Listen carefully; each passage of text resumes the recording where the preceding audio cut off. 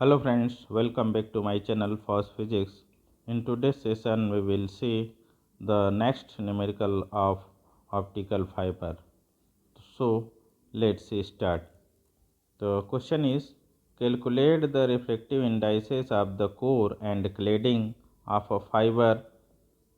From the following data, the numerical aperture is 0.027 and relative refractive index is 0.015.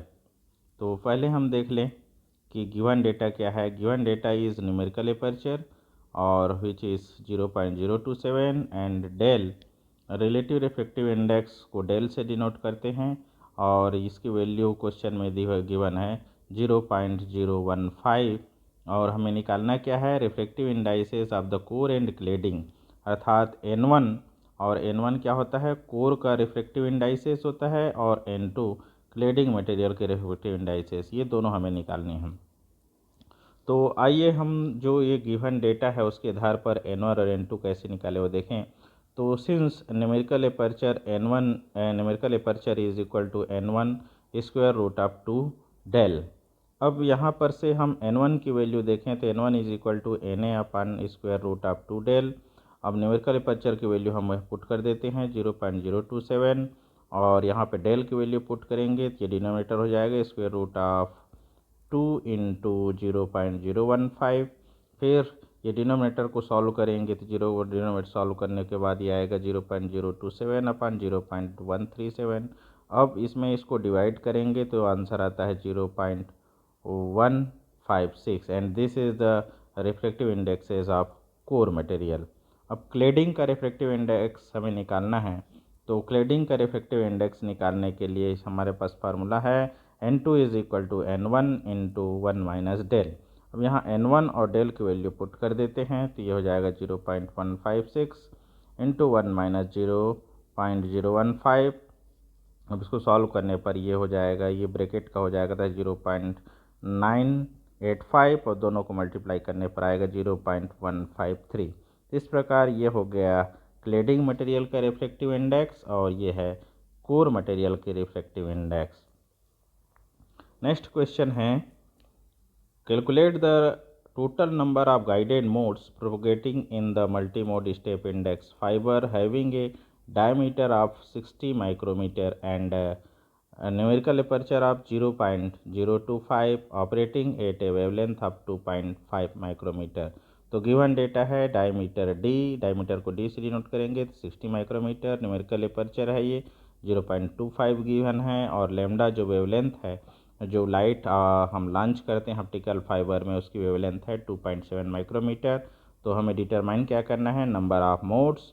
तो चूँकि number of modes step index optical fibre में उसके लिए formula होता है 4.9 into D into N A upon lambda का whole square. अब यहाँ पर डी एन ए और लेमडा की वैल्यू हम ये पुट कर दिए तो डी की जगह में हम 60 और एन ए का वैल्यू है 0.25 और लेमडा की वैल्यू 2.7।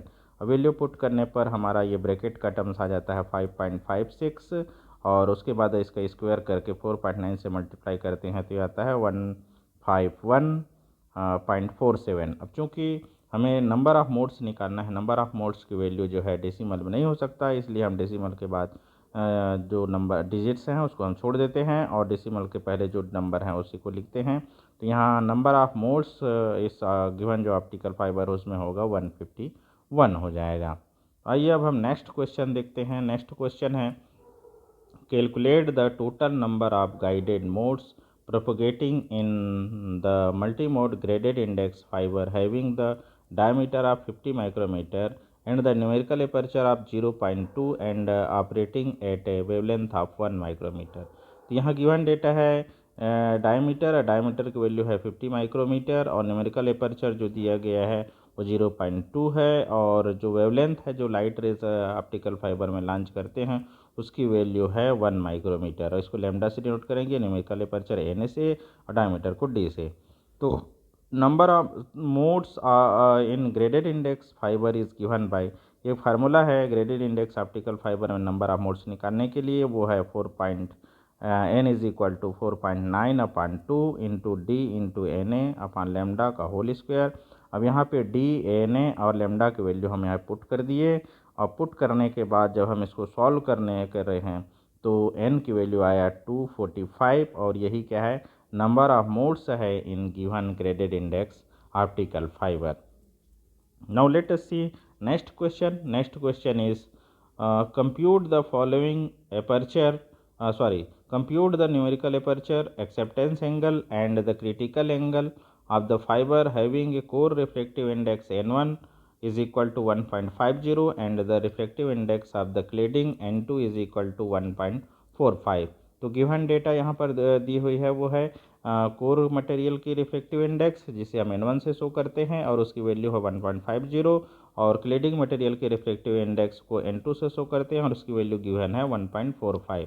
हमें निकालना है पहले न्यूमेरिकल एपर्चर। तो चूंकि न्यूमेरिकल एपर्चर की फार्मूला हमें मालूम है, N A is equal to square root of n1 square minus n2 square. अब यहाँ पे n1 और n2 की वैल्यू गिवन है, ये वैल्यू हम पुट कर देते हैं, तो ये हो जाएगा square root of 1.50 whole square का स्क्वायर माइनस 1.45 का स्क्वायर। अब इसका स्क्वायर करें तो ये हो जाता है 2.45, और इसका स्क्वायर करने पर 2.1025।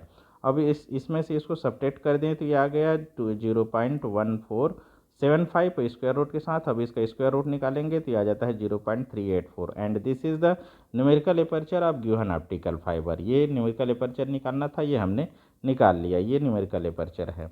अब हमें क्या निकालना था, एक्सेप्टेंस एंगल। तो एक्सेप्टेंस एंगल क्या होती है, एक्सेप्टेंस एंगल जो है न्यूमेरिकल एपर्चर की साइन इनवर्स होती है। तो न्यूमेरिकल एपर्चर चूँकि हम निकाल चुके हैं और उसका साइन इनवर्स कर दें तो हमें एक्सेप्टेंस एंगल निकल जाएगा, और एक्सेप्टेंस एंगल को थीटा मैक्स से शो करते हैं। तो ये theta max is equal to sine inverse of numerical aperture. तो न्यूमेरिकल एपर्चर की वैल्यू ये पुट कर दिए और उसका साइन इनवर्स किए तो ये आया 22.58 डिग्री।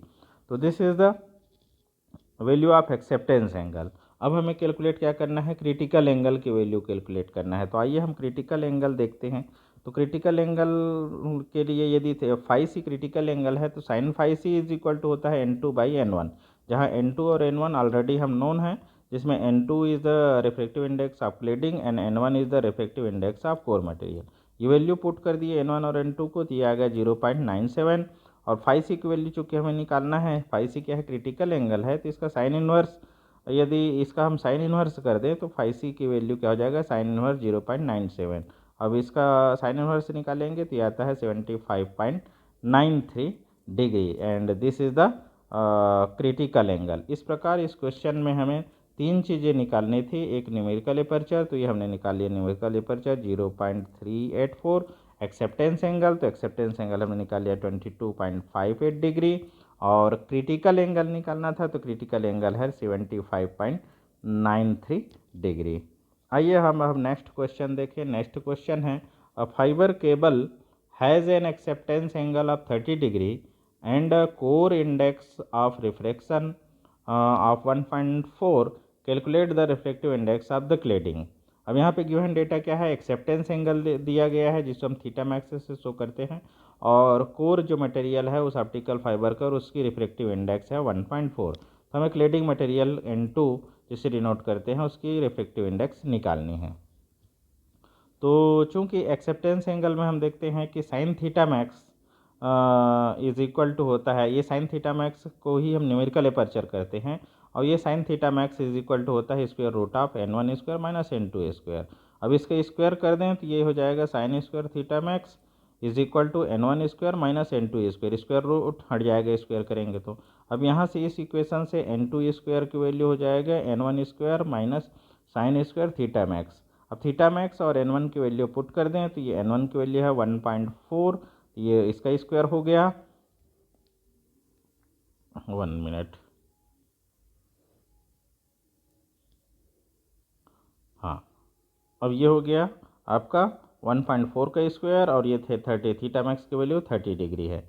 फिर 1.9 इसका स्क्वायर करें तो 1.96, और साइन 30 की वैल्यू होती है 1/2, तो स्क्वायर करेंगे 1.4, 1.4 में था 0.25। अब इसको इसमें से इसको सब्ट्रैक्ट करेंगे, देन वी गेट 1.71। अब ये n2 स्क्वायर की वैल्यू है, n2 के निकालेंगे तो ये 1.71 का स्क्वायर रूट कर दे तो ये आता है 1.308, and this is the reflective index of cladding material. वही हमें फाइंड करनी थी। तो ये कैलकुलेट कर लिया हमने क्लैडिंग मटेरियल के refractive index. Now let us see the next question. Next question is calculate the refractive indices of the core and cladding material of a fiber from the given data. Na is equal to this and del is equal to this. Del is a fractional refractive index. ये given data दिए हुए है, ये Na and del. तो since Na is equal to इस n1 square root of 2 del, अब यहाँ पे n1 की वैल्यू हमें निकालना है। तो n1 की वैल्यू इस इक्वेशन से हम क्या लिख सकते हैं, n1 is equal to Na upon root of 2 del। हम Na और डेल की वैल्यू पुट करके इसको सॉल्व करें तो हमारा आंसर आ जाता है n1 is equal to 1.42।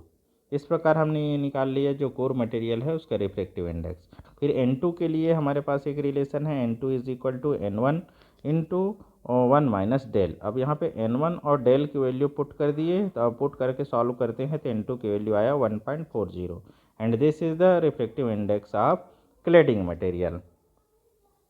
Now let us see the next question. Next question is a certain optical fiber has an attenuation of 3.5 dB per kilometer at 850 nanometer, and if 0.5 milliwatt of optical power is initially launched with the fiber, calculate the power level after 4 kilometer. हमें कोई optical fibre है, उसके output power की value हमें निकालना है। अब यहाँ पे गिवन डेटा अटेन्यूएशन है, अटेन्यूएशन को हम अल्फा से डिनोट करते हैं, तो उसकी वैल्यू दी है 3.5 dB पर किलोमीटर, और जो इनपुट पावर है जिसको हम पी आई से डिनोट करते हैं उसकी वैल्यू गिवन है 0.5 मिलीवाट, और लेंथ दी हुई है 4 किलोमीटर, और आउटपुट पावर हमें कैलकुलेट करनी है। तो हमारे पास चूँकि एक फार्मूला होती है alpha is equal to 10/L log of P I upon P O to base 10। अब यहाँ पे पी आई और पी ओ और एल की वैल्यू और अल्फ़ा की वैल्यू पुट कर देते हैं। अल्फ़ा की वैल्यू है 3.5 और एल की वैल्यू है 4, तो ये हो जाएगा 10/4, और पी आई की वैल्यू 0.5 है और पी ओ हमें निकालनी है। तो ये हमारा इक्वेशन हो गया इस प्रकार। अब फिर हम देखते हैं यहाँ पर इस 10/4 को यदि हम सॉल्व करें तो यह क्या हो जाएगा 5/2। अब इस 5/2 को हम इस साइड से इस साइड लाएंगे तो ये हो जाता है 2/5। अब 2/5 में अब हम इसको कट करते हैं तो 5 वंस हो गया। अब इसको कटाएंगे, यदि कट करते हैं तो 0.7 आ जाएगा, और इधर हमारा राइट साइड में क्या बच जाएगा log of 0.5 upon P O to base 10। अब हमारा इस लेफ्ट साइड में क्या बचा है 0.7 इंटू 2, दोनों को मल्टीप्लाई करेंगे तो 1.4, और राइट साइड में है log of 0.5 upon P O to base 10।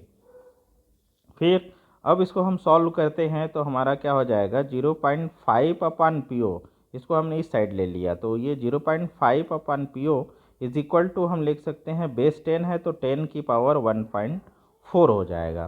फिर 10 की पावर 1.4 की वैल्यू क्या हो जाता है 25.1111 हो जाएगा, और इधर लेफ्ट साइड से हम एज इट इज़ लिख देते हैं। फिर इसको सॉल्व करेंगे तो पी ओ के लिए वैल्यू क्या हो जाएगा 0.5 अपन 25.11 हो जाएगा। और फिर इसको सॉल्व करते हैं तो ये आता है 0.0199 मिलीवाट। फिर हम इसको ये जो मिलीवाट में आया है इसको माइक्रोवाट में यदि कन्वर्ट करें तो P O is equal to हो जाएगा 19.9 माइक्रोवाट। इस प्रकार यही हमारा क्या है आउटपुट पावर है उस ऑप्टिकल फाइबर का जिसकी लेंथ है 4 किलोमीटर। तो ओके फ्रेंड्स, आज की क्लास में बस इतना ही। If you have any doubt then you can ask through comment box, and if you have not subscribed till now then please subscribe to get the verification of every new videos. Okay, thank you again for watching my videos.